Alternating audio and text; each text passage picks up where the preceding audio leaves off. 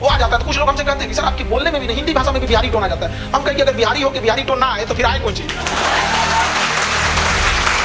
अंग्रेज आए, हमें गुलाम बनाए, हमें अंग्रेजी सिखा के चले गए, हम दूसरे को भोजपुरी ना सिखाए तो जन्म ले फायदा कौन चीज? गर्ल्स लोग में भी ये चीज को एकदम सोच समझ कर रखिएगा। आप जिसे नहीं पसंद करती हैं आप उसको कभी नहीं पसंद कीजिएगा, और जो आपको नहीं पसंद करता वो कभी नहीं करेगा। इसलिए जिंदगी में तालमेल मिला के चलिए। आप गलत बात है। जब हमको कोई समय नहीं भर सकता है, बल्कि हम क्या होते हैं कि वक्त के साथ साथ उस जख्म के साथ जीना सीख लेते हैं। तो एक समय आएगा आपको जीवन में जाए जितना तकलीफ दिया हो, आप उस तकलीफ के साथ जीना सीख लीजिए। ये सब लाल किला हरा से बचिए, बाज की तरह उड़ान भरना है तो तितलियों का साथ छोड़ दो। समझा क्या है? अल्लाह की लोग 75 आएंगे 75 जाएंगे, जिंदगी भर साथ वही देगा जिसे पापा खोज के लाएंगे। और अपने आप को कभी देखिए, लड़का लड़की सब लोग अपने आप को उस मुकाम तक ले जाइए ना कि अच्छे लोग आपको आप कहें और बुरे लोग बाप कहें। अच्छा के लिए अच्छा, खराब के लिए खराब। सबको अगर समझा सकते थे ना तो बांसुरी बजाने वाला कृष्ण कन्हैया महाभारत होने नहीं देते। सब लोग कैसे हैं? जय हिंद।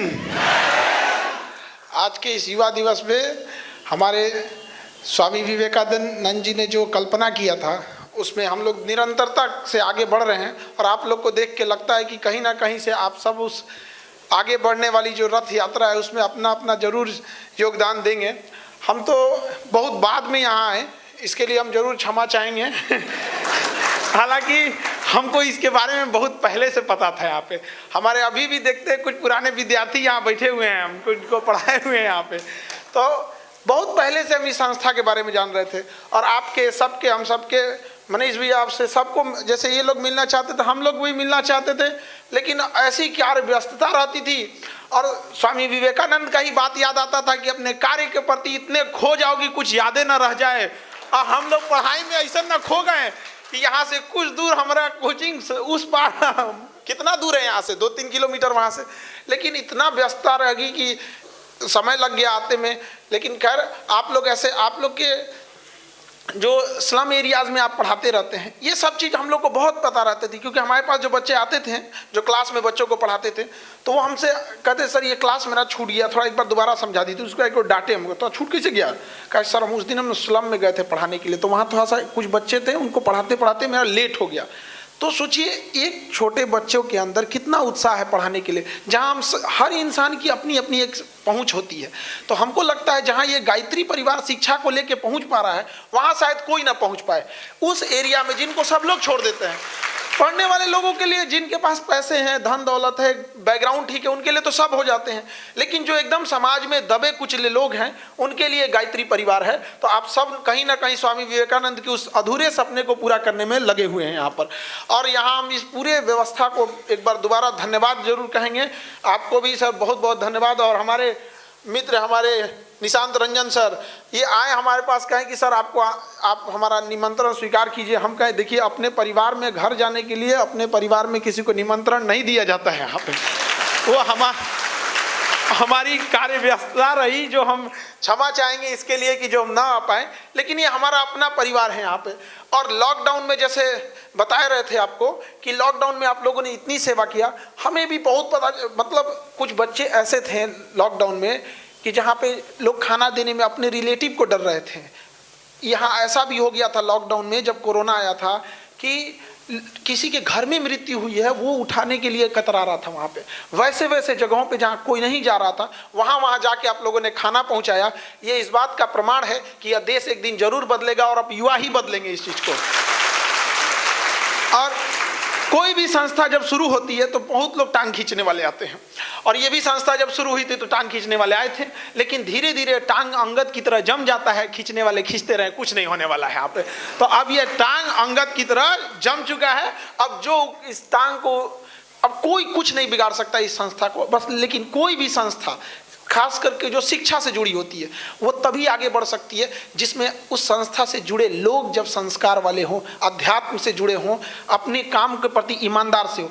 अगर आप अपनी काम के प्रति ईमानदारी नहीं रखिएगा तो ये संस्था कोई भी बेहतर कितनी भी क्यों ना हो, जब आप यहाँ से जाइएगा तो आपसे किसी भी संस्था का परिचय होगा। IIT, IIM, एम्स, इन संस्थाओं को किसने आगे ले गए? वहाँ पे पढ़ने वाले विद्यार्थी, वो लोग आगे ले गए, तो इस संस्था को भी कौन ले जाएगा? आप लोग ही लेके जाएंगे। इस देश को भी कौन लेके जाएगा? आप लोग ही लेके जाएंगे यहाँ पर। और युवाओं के पास अथाह शक्ति होती है और आप लोग बस उसको सदुपयोग में लगाइए। और देखिए, स्वामी विवेकानंद की बातों को अगर आप गहराई से देखेंगे तो वो निरंतरता आगे बढ़ने के लिए कहते थे कि तुम दौड़ो, नहीं दौड़ सकते हो तो चलो, नहीं चल सकते हो तो रेंगो, कुछ भी करो लेकिन रुको नहीं। रुकने का ही दूसरा नाम मृत्यु होता है। तो आपको किसी भी क्षण रुकना नहीं होता है। आजकल युवा लोग होते हैं पढ़ाई के प्रति, देखिए आपका एक जिम्मेदारी है पढ़ाई के प्रति भी। यहाँ जो आपको अध्यात्म मिलता है वो एक चीज़ वो एक ऐसी चीज़ है जो आपको यूनिवर्सिटीज़ में, कॉलेज में या हम लोग के पास क्लास में आएंगे तो शायद वो चीज़ ना मिले आप लोग को, क्योंकि हम लोग का अपना सिलेबस होता है, हमारी अपनी मजबूरी है। लेकिन वो जो कमी रह जाती थी संस्कार शालाओं में आके आप लोग को, ये एक सौभाग्य है आप लोग का जो आप लोग को यहाँ मिलता है। इसका सदुपयोग कीजिए और इसको दिनचर्या में अपनाइए। जैसे कहते हैं कि जो आप अपने एरिया में जो गरीब बच्चे हैं जो नहीं पढ़ सकते उन्हें पढ़ाइए। देखिए, पढ़ाने का सबसे बड़ा फायदा क्या होता है ना, शिक्षा एक मेहंदी की तरह, जो दूसरे के हाथ में लगाएगा उसका हाथ भी लाल हो जाता है, उसके हाथ पे भी रंग आ जाते हैं। तो आप अगर किसी और को पढ़ाते हैं तो आपको पता ही नहीं चलेगा, उसी दौरान आपके अंदर भी उसका रिवीजन हो रहा है और आपके अंदर भी एक सुधार हो रहा है। और शिक्षा बांटने से ही बढ़ती है। यहाँ पर जो नहीं पढ़ सकते उनके लिए आप लोग जरूर काम करते रहिएगा, और चाहे कोई कितना भी रोकने आए। हमको याद है 2019 में 19 का समय हमारे जीवन का सबसे उटपटांग समय था। अरे बाप रे बाप हम सोचते हैं तो चारों ओर से नौटंकी पे नौटंकी हो गया था यहाँ पे। हम मतलब अब जानते ही, टांग खींचने के लिए तो हम लोग भाई यूपी बिहार ये जो बेल्ट है, यहाँ हम लोग ना एक दूसरे को टांग खींचने में बहुत आगे रह जाते हैं यहाँ पे। तो उसमें भी हम लोग के समय में बहुत हुआ था, पढ़ाने में डिस्टर्ब। अब जैसे हम लोग के क्लास में हजारों बच्चे रहते थे तो हल्ला होता था, तो इधर से डिस्टर्बेंस, उधर से कई जगह दिक्कत होता था। उसी सिलसिले में हम लोग के यहाँ जब बम चलाया गया था ना, तो जो पहला लड़का, जो सारा ऑफिस में अफरा तफरी हो गया, यहाँ पे सब भाग गए। और यहीं का था एक लड़का कासिंद करके, वहाँ पे जब पूरा बिखर गया था ना, हम लोग कहें कि क्या होगा, क्लास नहीं होगा तो क्या, तो गमछी बांधा था, पटका गमछी, दे झाड़ू लिया हो, साफ कर, तो कैसे क्लास ना होगा, अब बे क्लास होगा यहाँ पे और सारे जो वहाँ पे पढ़ने वाले विद्यार्थी थे वो सब लोग मिलजुल के साफ सफाई किए इधर उधर से, कोई फर्क नहीं हुआ। बाकी सब बंद हो गया, हम लोग का चलते रह गया। तो वो यहीं का विद्यार्थी था, यहाँ पर हम लोग के पढ़ता था, लेकिन यहाँ से भी जुड़ा हुआ था, अध्यात्म में बड़ा बेहतरीन काम करता है। तो ये हौसला होता है एक चीज का कि नहीं, कुछ भी हो जाएगा, विकट परिस्थिति, हम डगमगा नहीं सकते हैं। और आप युवा हैं, आपको कोई नहीं रोक सकता है। दाना डाल के ना कबूतर फंसाया जाता है, बाज नहीं। और गलती से भी ना, हम तो कहेंगे कि दुनिया वाले संभल के रहो, इन बाज से मत टकराओ। अगर गलती से भी तुम इन्हें पिंजड़े में बंद कर दिए ना, तो ये पिंजड़ा सहित लेके उड़ जाएंगे तो आप अपना मनोबल बढ़ाए रखिए। ये आज के युवाओं के पास बहुत पावर होता है।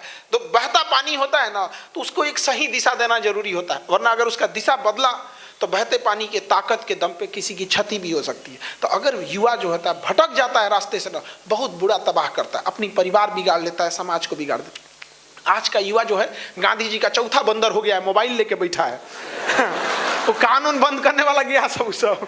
अब देखो सबका मोबाइल लेके बैठा है सब। अगर आप मोबाइल चला रहे हैं तो उसमें सदुपयोग कीजिए उन चीज़ों का। दुरुपयोग के तौर पर नहीं, इंटरटेनमेंट के तौर पे क्या देखिएगा आप, यहाँ पे नाच गाना देख के क्या कर लीजिएगा। हमारा वो देश था, उस तरह का संस्कृति थी हमारे देश की यहाँ पर। तो आप एक बार अपने आप को देखिएगा, ये एक सॉफ्ट माइंड गेम चलता है।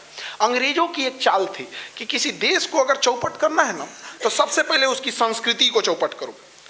अगर आपकी संस्कृति चौपट हो गई ना, तो आपका देश ज्यादा समय नहीं लेगा उजाड़ने के चक्कर में यहाँ पे।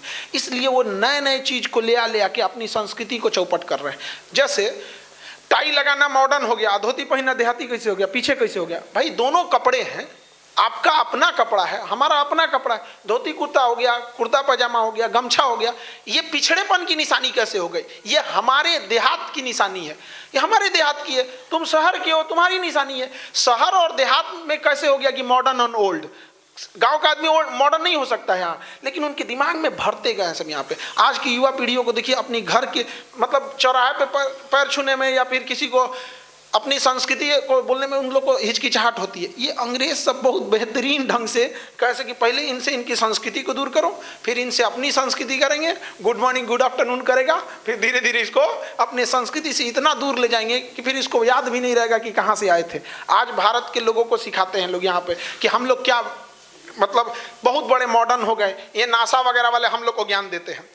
आप जब हम लोग पढ़ाते हैं अंतरिक्ष के बारे में, एस्ट्रोनॉमी, जब हम लोग खगोल के बारे में पढ़ाते हैं तो वहाँ हम लोग बताते हैं कि पृथ्वी के बाद मंगल ग्रह है, मंगल के बाद ना बहुत सारे ग्रहों के टुकड़े हैं, छोटे छोटे ग्रहों के टुकड़े हैं जिन्हें क्षुद्र ग्रह कहते हैं, और ये गिर जाएंगे ना तो पृथ्वी पे अंत हो जाएगा। एगो गिरा था इजिप्टा नाम का, डायनासोरे मर गया सब, एगो गिरल था, और ऐसा ऐसा करोड़ों हैं सब, और उसको रोक के रखा है बृहस्पति ग्रह। बृहस्पति ग्रह को रोक के रखा है, खींचता है क्या कि पृथ्वी पे ना गिर सके, और वही बृहस्पति को इसलिए वैक्यूम क्लीनर कहा जाता है क्योंकि वैक्यूम क्लीनर खींच लेता है। और बृहस्पति को एक चक्कर लगाने में 12 साल लगता है, और हम लोग 12 साल पे कुंभ का मेला लगाते हैं, 12 साल पे आता है कुंभ, और नासा वाला हम लोग को सिखा रहा है। अरे बला